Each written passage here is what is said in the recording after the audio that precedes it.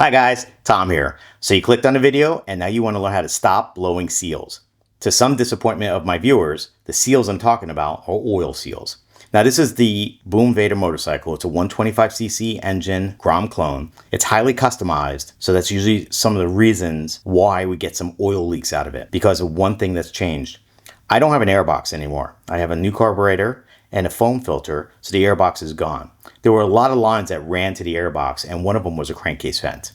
So the importance of the crankcase vent is, as the piston's moving back and forth, it creates a slight vacuum as the piston is moving up, and then more importantly, it creates some pressure as the piston moves down and some exhaust gases leak by the cylinder walls. That pressure has to go somewhere. So what the designers did was they put a crankcase vent, which normally goes back to the airbox. But when people remove the airbox, they don't know what the lines go to, so sometimes they just remove them, or they cap them, or they just kink them off. Where is the crankcase vent?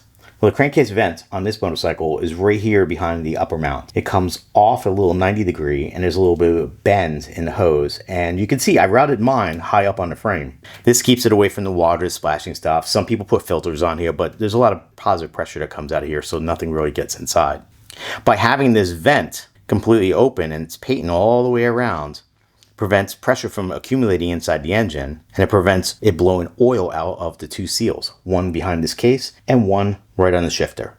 So if you keep the pressure down inside your crankcase, the oil will stay contained inside the engine and should be able to avoid the leaks. Now, if you're not sure if this is kinked or not, you can check your crankcase vent very easily. Put the kill switch on, put your finger over the hole, crank the engine. You should feel air sucking in and air blowing out as the piston's moving back and forth.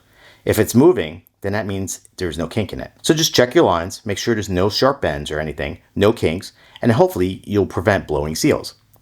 And there we have it. It was meant to be a real quick video, try to help you out, try to figure out where those mysterious oil leaks are coming from. Just check your crankcase vent. In the meantime, I just want to say I appreciate your time, thanks for watching, and be safe on the road.